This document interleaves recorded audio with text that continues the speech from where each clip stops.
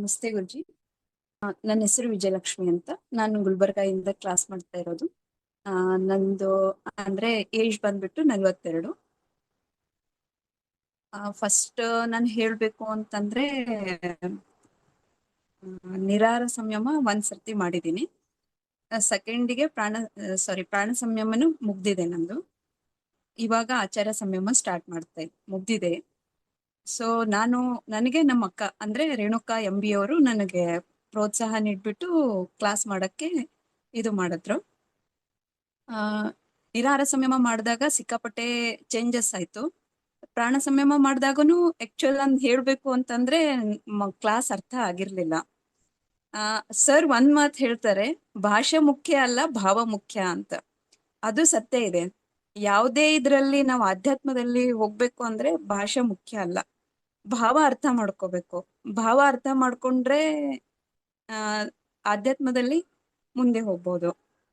So ನನ್ಗೆ ಆಚಾರ ಸಂಯಮದಿಂದ ಉಪಯೋಗ ಆಗಿದ್ದು ಅಂತಂದ್ರೆ ಮುಂಚೆ ಚಿಕ್ಕ ಚಿಕ್ಕ ವಿಷಯಕ್ಕೂ ಬಹಳ ಬೇಗ ನನ್ಗೆ ಬಹಳ ಏನಾದ್ರೂ ಚಿಕ್ಕ ಪ್ರಾಬ್ಲಮ್ ಆದ್ರೂನು ಭಯ ಆಗ್ಬಿಡ್ತಿತ್ತು.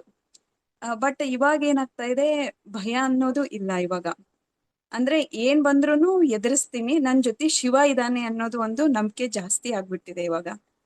ಮೊನ್ನೆದು ಒಂದು ಎಕ್ಸಾಂಪಲ್ ಹೇಳ್ಬೇಕು ಅಂತಂದ್ರೆ, ಸಿಕ್ಕಾಪಟ್ಟೆ ತೊಂದರೆಯಲ್ಲಿದ್ದೆ, ಅಂದ್ರೆ ಪ್ರಾಬ್ಲಮ್ ಅಲ್ಲಿದ್ದೆ. ಅವಾಗ ಗುರುಜಿ ಹೇಳಿದ್ರು, ನೀವು ಹಾಕಿರುವಂತ ರುದ್ರಾಕ್ಷಿ ನಿಮ್ಗೆ ಸೇವ್ ಮಾಡತ್ತೆ ಅಂತ ಹೇಳಿದ್ರು. ನಿಜ, ಅದು 100%. ಸದಾಶಿವ ಅಂತ ಸುಮ್ನೆ ಜಸ್ಟ್ ನಾನು ಟಚ್ ಮಾಡ್ಕೊಂಡ್ರೆ ವಿತಿನ್ ಅ ಸೆಕೆಂಡ್ ಅಲ್ಲಿ ನನ್ನ ಪ್ರಾಬ್ಲಮ್ ಸಾಲ್ವ್ ಆಯ್ತು. ಆಮೇಲೆ ಗುರುಜಿ ಎನರ್ಜೈಸೇಷನ್ ಮಾಡ್ತಾರಲ್ವಾ, ಅವಾಗ ಸದಾಶಿವ ಹೋಮ್ ಅಂತ ಎಂತಿರ್ತಾರೆ. ಅವಾಗ ನಿಜವಾಗ್ಲೂ ಶಿವನೇ ಬಂದು ನಮ್ ಜೊತೆ ಕೂತಿದಾನೇನೋ ಅನ್ನೋಷ್ಟು ಭಾವ ಬಂದ್ಬಿಡತ್ತೆ. ಅಂದ್ರೆ ಪೂರ್ತಿ ಗ್ಯಾಪ್ ಅಲ್ಲಿ ಹೋಗ್ಬಿಡ್ತೀವಿ. ಅದು ಗ್ಯಾಪ್ ಯಾವ ತರ ಇರುತ್ತೆ ಅಂದ್ರೆ ಫುಲ್ ಹ್ಯಾಪಿ ಆಗ್ಬಿಡುತ್ತೆ. ಎಂತ ಕಷ್ಟ ಬಂದ್ರೂ ಹ್ಯಾಪಿಯಾಗಿ ನಾವು ಮೂವ್ ಮಾಡಬಹುದು. ಅಂದ್ರೆ ಆಚಾರ ಸಂಯಮದಲ್ಲಿ ಅಷ್ಟೊಂದು ಶಕ್ತಿ ಇದೆ. ಟೋಟಲಿ ಈ ಕ್ಲಾಸಲ್ಲೇ ಶಕ್ತಿ ಇದೆ, ಬಟ್ ಆಚಾರ ಸಂಯಮದಲ್ಲಿ ಇನ್ನೂ ಜಾಸ್ತಿ ಶಕ್ತಿ ಇದೆ. ನಾವೇ ಆಚಾರ್ಯರು. ಆಚಾರ್ಯ ಅಂತ ಗುರುಗಳು ಯಾರು ಕೊಡೋದಿಲ್ಲ ಆಕ್ಚುಲ್. ಆಚಾರ್ಯ ಇದು ಒಂದು ದೀಕ್ಷೆ ಆಗ್ಲಿ ಪ್ಲಸ್ ಈ ತರ ಕ್ಲಾಸ್ ಯಾವ್ದು ಇದ್ರಲ್ಲಿ ನಾನು ನೋಡಿಲ್ಲ. ಸಿಕ್ಕಾಪಟ್ಟೆ ನಾನು ಕ್ಲಾಸಸ್ ಮಾಡಿದ್ದೀನಿ, ಬಟ್ ಈ ತರ ಯಾರು ಇದು ಮಾಡೋದಿಲ್ಲ. ಬಟ್ ನಾವೆಲ್ಲೋ ನಾರ್ಮಲ್ ಜನರಿಗೆ ಒಂದ್ ಆಚಾರ್ಯ ದೀಕ್ಷೆ ಕೊಡ್ತಾ ಇದ್ದಾರೆ ಅಂದ್ರೆ ನಿಜವಾಗ್ಲೂ ದೊಡ್ಡ ಒಂದು ನಮ್ದು ಭಾಗ್ಯ ಅನ್ಬೇಕು. ಗುರುಗಳಿಗೆ ತುಂಬಾ ಧನ್ಯವಾದ ಹೇಳ್ಬೇಕು. ಈ ತರ ಗುರುಗಳು ಸಿಗಕ್ಕೆ ನಾವು ಎಷ್ಟ್ ಜನ್ಮದ ಪುಣ್ಯ ಮಾಡಿದೀವೋ ಗೊತ್ತಿಲ್ಲ.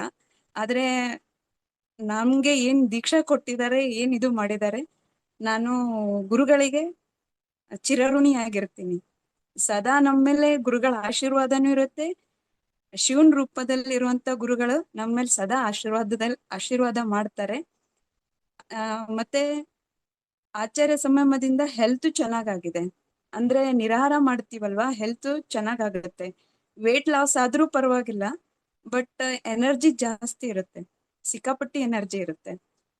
ಆಮೇಲೆ ಎಂತ ಸಂದರ್ಭ ಬಂದ್ರೂನು ನಾವು ಈ ಫೇಸ್ ಮಾಡ್ತೀವಿ, ನಾವು ಫೇಸ್ ಮಾಡಿ ಮುಂದೆ ಹೋಗ್ತೀವಿ ಅನ್ನೋದನ್ನು 100% ಇದೆ. ನಾನು ನಿರಾಹಾರ ಸಂಯಮ ಮಾಡಿದಾಗ ಆಕ್ಚುಲ್ ನಿರಾಹಾರ ಸಂಯಮ ಮಾಡೋದ್ಕಿಂತ ಮುಂಚೆ ನಾನು 8 months ಬಿಫೋರ್ ಜಾಬ್ ಬಿಟ್ಟಿದ್ದೆ.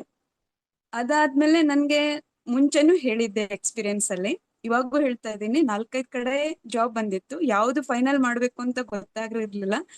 ಬಟ್ ನಿರಾಹಾರ ಸಂಯಮ ಮಾಡಿದ್ಮೇಲೆ ಒಂದು ಡಿಸಿಷನ್ ತಗೊಳಕ್ಕೆ ನನ್ಗೆ ಅಂದ್ರೆ ಅಷ್ಟು ನನ್ನ ಮೈಂಡ್ ಬ್ಲಾಕ್ ಆಗಿತ್ತು ನಿರಾಹಾರ ಸಂಯಮಕ್ಕಿಂತ ಮುಂಚೆನು. ಸೊ ಅದಾದ್ಮೇಲೆ ಇವಾಗ ಏನು ಅಂತ ಡಿಸಿಷನ್ ತಗೋಬಹುದು ಅಂತ ನನ್ಗೆ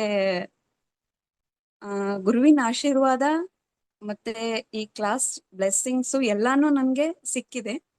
ಸೊ ಅದಕ್ಕೆ ಗುರುಗಳಿಗೆ ತುಂಬ ಹೃದಯದ ಧನ್ಯವಾದ ಹೇಳ್ತೀನಿ. Thank you Guruji, thank you very much.